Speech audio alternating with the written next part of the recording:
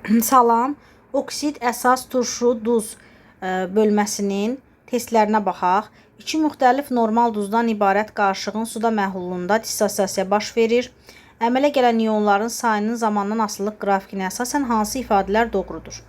Və alfada 100%-dir. Baxırıq ki, natrium həm PO4 3 mənfi ilə, natrium həm də X2 mənfi ilə belə deyək, birləşmə əmələ gətirir ki, bunlar həmin məhlulda iyonlara ayrılırlar. Və 0,1 mol PO4 3 mənfi iyonunun sayına əsasən deyə bilərik ki, elə qarışıqda 0,1 mol natrium 3 PO4 var. Yəni natrium 3 PO4 iyonlara ayrılanda 3 natrium müsbət üstəgəl PO4 3 mənfi. Və baxırıq ki, PO4 iyonları 0,1 moldursa, elə 0,1 molda natrium 3 PO4 birləşməsi olacaq. Deməli, birinci fikir doğrudur. Yəni, qarışıqda 0,1 mol natrium 3 PO4 duzu var. İkinci fikrə baxsaq, ikinci fikirdə deyir ki, X2 mənfi iyonu SO4 2 mənfi ola bilər. Bəli, çünki natrium deməli X götürəndə 2 mənfi olduğuna görə natrium 2 X olacaq. Bu da X-i mən SO4 iyonu kimi götürə bilərəm. Üçüncü fikrə baxaq. Qarışığın ümumi mol sayı 0,4-dür. Əvvəlcə biz baxırıq ki, əgər indi tapdığımız kimi X-i tapırıq 0,3, onda 0,7-dən 0,3 çıxanda 0,4 mol natrium müsbət edir. Burada da natrium 2X-i dissosiasiyaya uğratdıqda 2 natrium üstəgəl X2 mənfi olsa 0,4-də X 2-yə 1. Yəni maddəmizin 0,2 mol olduğunu görərik və bu maddə 0,1, bu maddə də 0,2 olsa ümumi 0,3 mol maddəmiz olacaq. Amma burada yazıb 0,4 mol. Deməli, bizim ikinci fikrimiz düzgündür. Amma üçüncü fikrimiz səhvdir. Bizdən də doğru fikir istəyir. Ona görə C variantı olacaq cavab. İkinci suala baxaq. İki müxtəlif normal duzdan ibarət qarışığın suda məhlulunun dissosiasiya baş verir. Əmələ gələn iyonların sayının zamanın asılılıq qrafikinə əsasən hansı ifadələr doğrudur? Və baxırıq ki, birinci fikirdə deyir ki, qarışıqda 0,2 mol kalium 2 SO4 var. Baxaq, kalium 2 SO4 iyonlara ayrılanda 2 dənə kalium müsbət üstəgəl SO4 2 mənfi. Və SO4-ün iyonlarının sayı 0,2-dirsə və bizim maddəmiz də 0,2 olacaq. 1-ə 1, bu da eləcək 0,2. Deməli, birinci fikir doğrudur. Və ikinci fikirdə deyir ki, X mənfi iyonu xlor mənfi iyon ola bilər. Bəli, çünki mənfi iyon olduğuna görə başqa iyon da ola bilər, amma xlor da ola bilər. Onda deməli ikinci fikir də doğrudur. Üçüncü fikrə baxsaq, qarışığın ümumi mol sayı 0,6-dır. Baxıram ki, kalium X bura 1-ə 2 yazsaq, X edəcək 0,4. Yəni 0,8-dən 0,4 çıxsaq, kalium müsbət qalacaq o biri maddənin hesabına 0,4 mol. Və kalium X-i iyonlara ayrılsaq, kalium üstəgəl X müsbət mənfi 0,4-də X 1-ə 1, bu da eləcək 0,4. 0,2 1-i, 0,4-də 1-i, ümumilikdə 0,6 edəcək və üçüncü fikirdə doğrudur. Cavab B variantı. Üçüncü suala baxaq. Burada da metalları verir. Magnezium. Mən də bilirəm ki, 2 valentli olduğuna görə elə valentliyinin yarısı qədər, mol qədər hidrogen ayrılır. 3 valentli olduğuna görə valentliyinin yarısı qədər hidrogen ayrılır. Yəni 1,5 mol. A-dırsa, A moldursa, elə A mol hidrogen, A moldursa 1,5 A mol hidrogen ayrılacaq. Onda baxırıq ki, A üstəgəl 1,5 A bölsəm 22,4-ə edəcək 1 mol. 1-dir. 2,5 A bərabərdir 1-ə, A da bərabərdir 0,4-ə. Onda baxıram ki, alüminium A moldursa, onda 0,4-ü 27-yə vursam, edəcək 10,8 qram. Dördüncü suala baxaq. Burada da kalsium yenə A moldur. Valentliyinin yarısı qədər 1 mol hidrogendən ayrılır. A-ya A. Və burada da dəmir, xlor əgər duru sulfat turşusu ilə reaksiyaya girirsə, 2 valentli olduğuna görə yenə də dəmir A-ya A olacaq. Onda bu 2 mol olduğuna görə, yəni 22,4-ə böləndə 2 mol edir. Burada baxırıq ki, A üstəgəl A bərabərdir 2-yə. Elə 2A bərabərdir 2-yə, A da bərabərdir 1-ə. Deməli 1 moldur, hərəsi 1 moldur. Məndən kalsiumun kütləsini istəyir. 40A variantı. 5-ci sualda da turşuları verib, fosfit və hipofosfit. Fosfit H3PO3-dür. 2 əsaslı turşu olduğuna görə 2 dənə natrium OH sərf olunur və natrium 2HPO3 normal duz və 2 dənə su çıxır. Sonra bura hər tərəfini X-a vursaq, vurduq X-a, keçdik hipofosfitə. H3PO2-dir. Bir əsaslı turşu olduğuna görə 1 dənə natrium OH sərf olunur və alınacaq natrium H2PO2, bu da normal duz, 1 dənə su çıxacaq. 1 dənə. Və hər tərəfini Y-ə vuraq. İndi bizə nə deyir? Sistem tənliyi ilə edəcək. Neytrallaşma reaksiyasına sərf olunan natrium OH-ın mol sayı, yəni bunların mol sayı 2x üstəgəl Y bərabərdir 8-ə. Sonra əmələ gələn duzların ikisi də 1 moldur. X plus Y bərabərdir 5-ə. Və buradan sistem tənliyinə tapırıq ki, X bərabərdir 3, Y bərabərdir 2-yə. C variantı. 6-cı suala baxaq. Burada ortofosfat turşusudur. Odur. Və ortofosfat turşusu H3PO4-dür. Və neytrallaşmasına 3 mol natrium OH sərf olunur. Natrium 3PO4 üstəgəl 3 dənə H2O çıxır.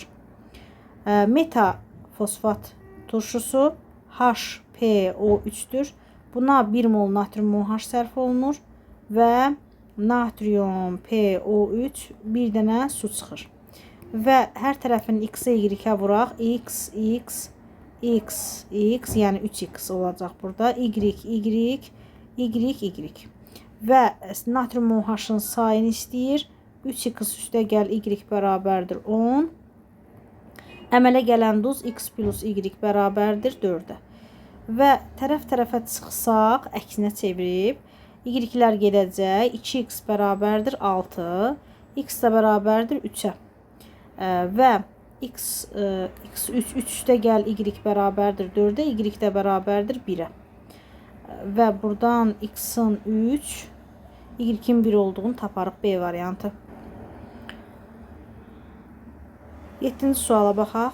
7-ci sualda H3PO4-ün əmələ gətirdiyi duzlar, biz bilirik ki 3 cür duzdur. Biri natrium, rəngi dəyişək. Natrium H2PO4, 1 dənə hidrogen əvəz olunsa, 2 dənə hidrogen əvəz olunsa, natrium HPO4, 3 dənə hidrogen əvəz olunsa, natrium 3PO4. Və baxırıq ki, kütləsi ən çox olan turşu, yəni duz daha doğrusu, olacaq A üstəgəl 22. Yəni natrium 3PO4. Orta olacaq natrium 2 dənə olan, belə az olan A-22 olacaq. Və biz əgər duzların hansı olduğunu təyin etdiksə, onda hansı reaksiyanın yanlış və hansı reaksiyanın doğru olduğunu baxa bilərik. X, sonra A, Z, bu da Y. İndi X-ımız birinci reaksiya baxaq. Deyir ki, X, yəni natrium 3PO4 natrium OH-la getməz. Çünki doyub. Yəni natrium 4 olası deyil ki, ona görə getmir. İkinci, Y-imiz natrium H2PO4. Bəli, natrium OH-la reaksiya gedəcək. Mümkündür. Natrium 2 dənə olacaq. Natrium 2 HPO4 olacaq. Üçüncü Z-imiz natrium 2HPO4-ün üstünə natrium OH, bu da gedəcək. Və natrium 3 dənə olacaq. Natrium 3PO4.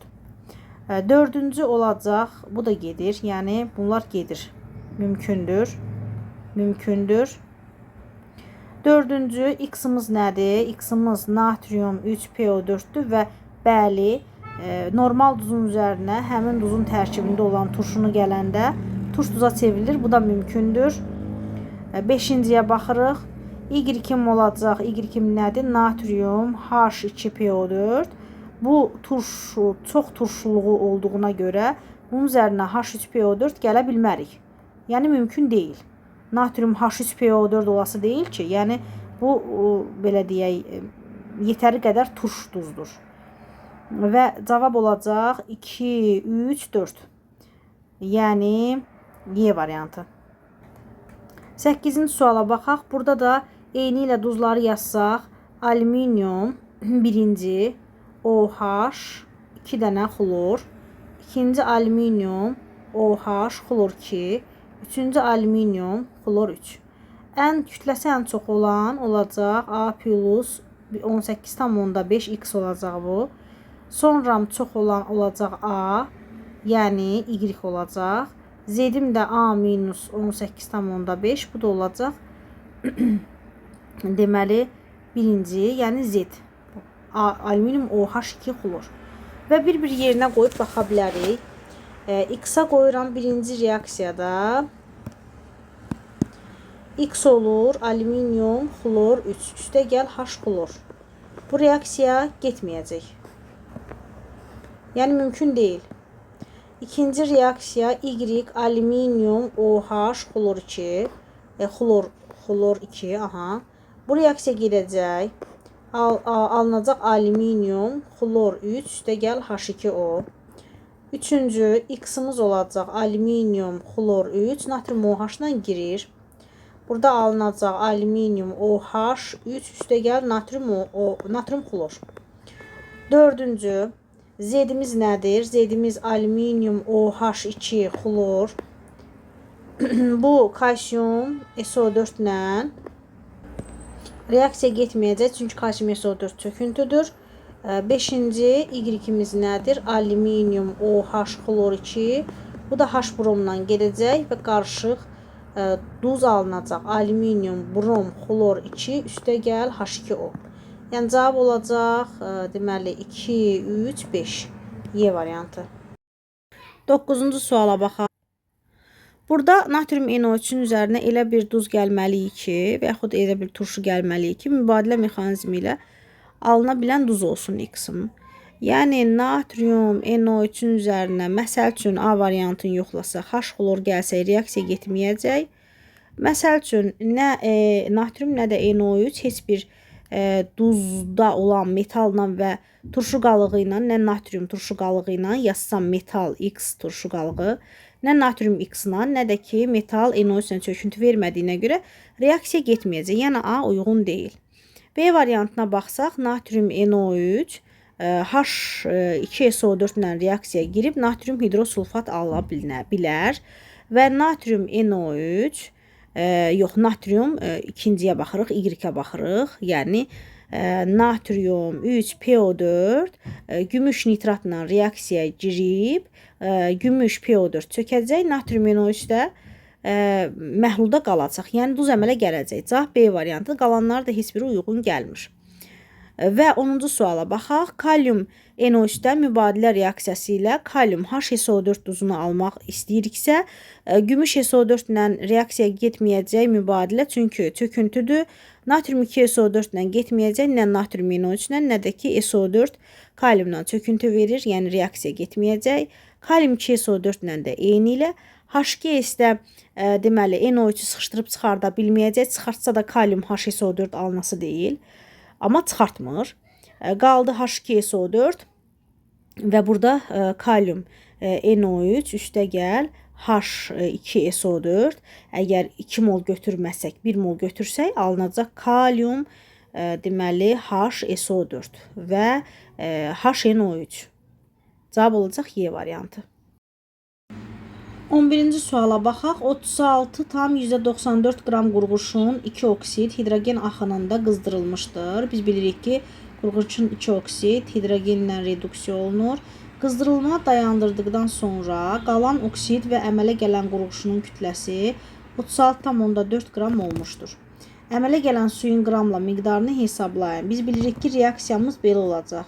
Qurğuşun oksid, deməli 2 oksid üstə gəl H2 alınır qurğuşun tək və su. Və reaksiya tənliyinə əsasən nə qədər azalma baş verir? 16 qram azalma baş verir. Baxaq görək, yəni hardan bildik? 223-dən deməli 207-ni çıxdıq. Və baxdıq ki, 16 qram azalma. Belə də görə bilərik. 16 burada var, oksigen burada yoxdur. Və 18 qram da su alınır. Amma reaksiyada isə 36,94-dən çıxıram 36,14. Bu da eləyir 0,8 azalma. Onda belə yaza bilərik tənasübü. 16 qram azalmaya 18 sudur. 0,8 azalmaya x. X da bərabərdir 0,9 qram H2O. Y variantı. 12-ci suala baxaq. Əvvəlcə reaksiya tənliyini yazaq. Ferium 3O4-dən hidrogenlə reduksiya etdikdə ferium və su alınır. 3, 4, 4 əmsallaşdırdıq. Baxırıq ki, 4 vur 16 burada var, amma burada yoxdur. Deməli, 64 qram azalma baş verib. Baxırıq ki, 56,74-dən də 51,94 çıxsaq, 4,8 azalma baş verir. Onda tənasübü qura bilərik. 4,8-ə soruşur ki, nə qədər su? X qram. 64'e 4 vur ona 18 qram. 18 qram su.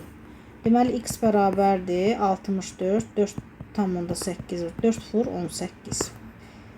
Burada 1,16 ixtisar etsək 0,3 qalacaq. Burada 4 qalacaq. Burada bu da edəcək 0,3 18-ə vurduqda 5,4 C variantı. 13-cü suala baxaq. Belə ilk baxışdan mürəkkəb görünməyinə baxmayın. Mürəkkəb deyil. Yuxarıda verilən sxemdə C2H5OH birləşməsindən başlayaraq üzvü olan birləşmələrdə Ü, qeyri-üzvü olanlar isə Q yolu ilə izləyirik. Baxıram ki, C2H5 üzvüdür. Onda Ü yolu ilə gedirəm. NH3 qeyri-üzvüdür. Q yolu ilə gedirəm. Bu qeyri-üzvüdür. Yolla gedirəm və hara çıxır? 2-yə çıxır. Cavab olacaq B variantı. Və burada da yenə eyni ilə birinci fikrə baxırıq. Əgər doğrudursa D yolu ilə gedirik, yanlışdırsa Y yolu ilə gedirik. Əsası oksidlərin turşu oksidləri ilə reaksiyasından duz alınır. Əsası oksidlərin turşu oksidləri ilə bu düzgündür. Məsələn, natrium 2O-nun turşu oksidlərlə SO3 ilə reaksiyasından natrium 2SO4 alınır. D yolu ilə gedirik. İkinciyə baxırıq. Qarşı oksidlər heç bir şəraitdə su ilə reaksiyaya daxil olmur. Bu düzgündür. D yolu ilə gedirik. 4-ə baxırıq. Sulfat turşusu qüvvətli, uçucu turşudur. Qüvvətlidir, amma uçucu deyil. Higroskopikdir. Yəni yanlış yolu ilə gedirik. B-yə çıxırıq. Cavab olacaq B. B variantı. 15-ci suala baxaq. Misdən düzəldilmiş qablar istiliyin təsiri ilə istifadə olunduqca bir müddət sonra aşınır və misin havadakı oksigenlə qarşılıqlı təsiri ilə üzərində oksid təbəqəsi əmələ gəlir. Bu maddə zəhərlənməyə səbəb olduğundan mis qablar müəyyən müddət ərzində mütəmadi qalaylanmalıdır. Qalaylanma işində turş mühit yaradan ammonium xlorid duzundan istifadə olunur. Yuxarıda verilənlər əsasında qalaylanma işində ammonium xlorid duzundan istifadə olunmanın əsas səbəbi nədir? Əlbəttə ki, ammonium xlorid mis oksidi ilə reaksiyaya daxil olur və mis təbəqənin, belə deyək, mis oksid təbəqənin təmizlənməsinə səbəb yaradır. Yəni, mis oksid NH4 xlor ilə, yəni misin üstü qaralmış təbəqə təmizlənəndə, bu duzla təmizlənəndə mis, azot və kuprum xlor 2, mis 2 xlorid və su ayrılır. Yəni, cavab qabda əmələ gələn əsasi oksidi təmizləmək C variantı. 16-cı suala baxaq. Karbonatlı codluğu maqneziumla kalsiumun hidrokarbonatları yaradır. Yəni, kalsium 2 müsbət, maqnezium 2 müsbət və hidrokarbonat HCO3 mənfi. Cod sudan istifadə etdikdə buxar qazanlarında və qızdırıcı spiralların üzərində qalın təbəqəli ərp əmələ gətirir ki, bu da həmin kalsium hidrokarbonat və yaxud maqnezium hidrokarbonat temperaturun təsirindən kalsium karbonata, suya və karbon qazına çevrilir ki, həmin CO2-dir bu. Həmin kalsium karbonat o hansı ki qızdırıcı spiralların və buxar qazanlarının divarlarına yapışaraq həmin o ərk təbəqəsini yaradır. Bu isə buxar qazanının həddən artıq qızması nəticəsində onun dağılmasına səbəb olur. Ona görə suyun codluğu aradan qaldırılır. Suya əhəng südü və ya soda əlavə etdikdə karbonatı codluq aradan qalxır. Və yuxarıda verilənlər əsasında əhəng südü və ya soda istifadə olunmasının əsas səbəbi nədir? Və suya deməli, yəni kalsium hidrokarbonatlı suya əhəng südü əlavə etdikdə yenə eyni ilə kalsium karbonat, karbon qazı və su ayrılır. Yenə eyni ilə soda da əlavə etdikdə kalsium hidrokarbonatın üzərinə natrium 2CO3 əlavə etdikdə yenə eyni ilə kalsium karbonat və natrium hidrokarbonat alınır. Yəni maqnezium və kalsium ionları çökdürmək üçün bunu edirlər C variantı. 17-ci suala baxaq. Aşağıdakı X məhlulu olan qabda birinci şüşə boru ilə ardıcıllıqla, yəni buradan H-xlor, SO2 və NH3 əlavə edirlər. X məhlulunda ilişib qalan hansıdır? NH3 çıxdı. Qalan H-xlordur, bir də SO2-dir. İndi burada nə deyir? Deyir ki, qabda yalnız NH3 qazı kimyəvi reaksiyaya uğramadan ayrılır. Buna görə X məhlulu hansı ola bilər? Yəni H-xlorda qalır məhlulda. SO2 də qalır məhlulda. Bu olacaq natrium OH. Yəni natrium OH H-xlorla reaksiya daxil olur. Natrium xlor və su ayrılır. Eləcə də natrium OH SO2 ilə reaksiya daxil olub. Natrium HSO3 əmələ gəlir. NH3 isə natrium OH ilə reaksiya daxil olmur. 18-ci suala baxaq. Buradan NO2, CO2 və NH3 əlavə edirik. Və nə ilişib qalır burada? NH3 ilişib qalır. Və deyir ki, NH3 qazı kimyəvi reaksiya daxil olur. Buna görə X məhlulu ola bilməz. Ola bilər hansılar?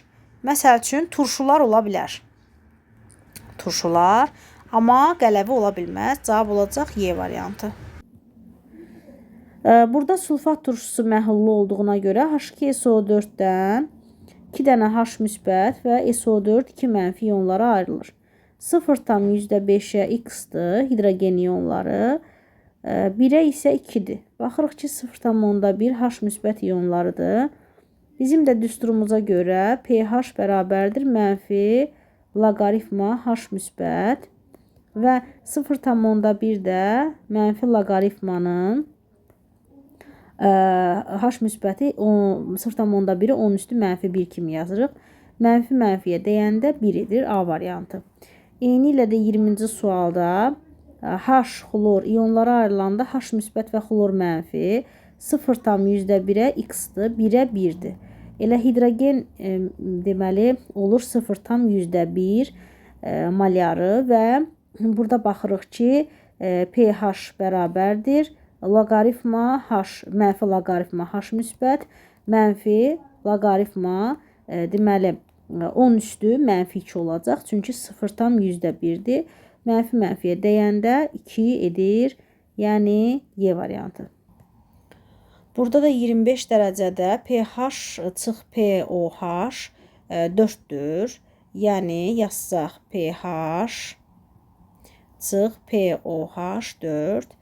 Biz də bilirik ki, pH üstə gəl pOH 14-ə bərabərdir. Tərəf-tərəfə toplayanda 2 pH bərabərdir 18-ə, pH da bərabərdir 9-a. Onda pOH da bərabərdir 5-ə. Yəni, ikisi bir yerdə 14 etməlidir. Yəni, bu o deməkdir ki, H müsbət ionları 1 vur 10 üstü mənfi 9. Deməli, OH iyonları isə 1 vur 10 üstü mənfi 5 edir. Burada da eyni ilə pH minus POH bərabərdir 8-dir. Biz də bilirik ki, pH plus POH bərabərdir 14-ə. Tərəf-tərəfə toplasaq 2 pH bərabərdir 22-yə, pH da bərabərdir 11-ə. Yəni pH bərabərdir 11-dirsə, POH da bərabərdir 3-ə. Onda H müsbət iyonları 1 vur 10 üstü mənfi 11, POH iyonları isə 1 vur 10 üstü mənfi 3 olacaq. 23-cü suala baxaq. Burada pH bərabərdir 2 olarsa, H müsbət iyonları 1 vurulsun 10 üstü mənfi 2 olacaq. Və bu da 0,1 qatılığı, yəni hidrogen iyonlarının qatılığı 0,1-dir. Və HNO3 iyonlara ayrılanda H müsbət üstəgəl NO3 mənfi, yəni C bərabərdir 0,1, V də bərabərdir 2, nü də bərabərdir. Biz bilirik ki, qatılığı həcmə vuranda nünü tapa bilərik 0,2. Və onda kalsium metalı ilə reaksiya zamanı, yəni nitrat turşusu yazaq. Kalsium üstəgəl HNO3 alınır kalsium NO3 üstəgəl H2. Və burada da biz molun, yəni nitrat turşusunun, yəni H müsbətin molu 0,2-dir. Elə nitrat turşusunda 1-ə 1 olduğuna görə 0,2-dir. Və buradan da baxırıq ki, 0,2-yə soruşur ki, nə qədər hidrogen, 1 mola da, burada əmsallaşdıranda 2 mol olur. 2 mola da 22,4. X da bərabərdir 0,124 litr olacaq. 24-cü suala baxaq. pH bərabərdir 2. Biz də bilirik ki, H müsbət iyonları 1 vur 10 üstü mənfi 2. Onda qatılığı 0,1 olacaq. C bərabərdir 0,1 ki, hidrogen müsbət iyonlarından gedir söhbət. V də bərabərdir 4 litr, onda deməli nü bərabərdir 0,4 mol. Yəni hidrogen müsbət iyonları. H2SO4 iyonlara ayırsaq, 2 dənə H müsbət üstəgəl SO4 2 mənfi. 0,4-ə baxaq görək sulfat turşusunun mol nə qədərdir? 2-yə 1. Bu deyəcək 0,2. Onda natriumla reaksiyanı aparsaq, alınacaq natrium 2SO4 üstəgəl H2 əmsallaşdırmaqda 2 dənə natriumu edirik və 0,2-yə X 1 mola 22,4. Bu da eləcək 0,448 Y variantı. Burada 25-ci məsələdə şərtə görə H3PO4 məhlulunda H3PO4-ün molunu tapaq. C bərabər 0,3, V də bərabər 0,1, nü də bərabərdir 0,3. Və neytrallaşma dediyinə görə natrium OH ilə H3PO4 neytrallaşdıqda natrium 3PO4 üstəgəl H2O 3 dənə alınır və 3 dənə bura yazırıq və 0,3-ə X 1-ə 3 baxırıq ki, natrium OH-ın molu 0,9 moldur. Burada da natrium OH-ın molar qatılığını tapsaq, C bərabərdir nü bölünsün V, yəni 0,9 böl V nə qədərdir? Burada verilib 0,9 və burada eləyəcək 0,1. Və əgər 0,1-dirsə qatılığı natrium OH-ın, onda belə çıxır ki, deməli OH iyonları, yəni OH iyonları olacaq 1 vur OH mənfi iyonları 1 vur 10 üstü mənfi 1-dir. 0,1 olduğu üçün. Və bu da yazsaq, deməli POH bərabərdir mənfi loqaritma OH və mənfi loqaritma OH da 10 üstü mənfi 1 olduğu üçün bu da mənfiyə dəyir 1 edir. Yəni bildiyimiz kimi burada pH